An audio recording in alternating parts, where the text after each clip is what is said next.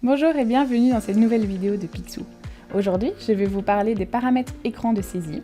Donc c'est le bouton qui ressemble à ceci. Si vous vous demandiez à quoi ça servait ou comment l'utiliser, c'est le moment de regarder la vidéo jusqu'au bout. N'hésitez pas non plus à vous abonner à notre chaîne YouTube pour ne rater aucune autre vidéo. Donc les paramètres écran de saisie vous permettent en fait de personnaliser votre page.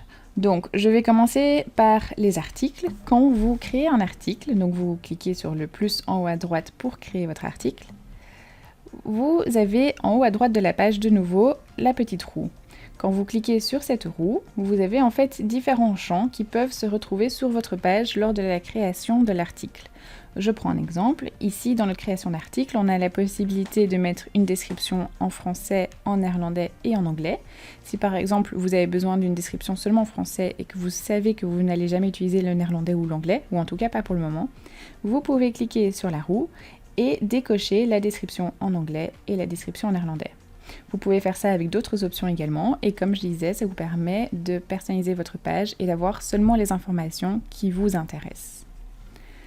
Le deuxième endroit où vous pouvez faire ceci, c'est quand vous créez un document, donc par exemple une facture ou un devis. Donc ici, je vais prendre l'exemple de la création d'une facture.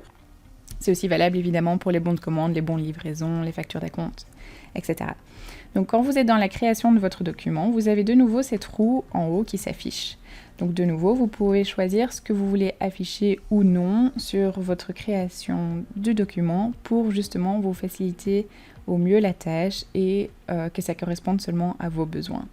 Donc de nouveau, il suffit simplement de décocher ou cocher les champs que vous souhaitez voir. Je vais prendre l'exemple des remises.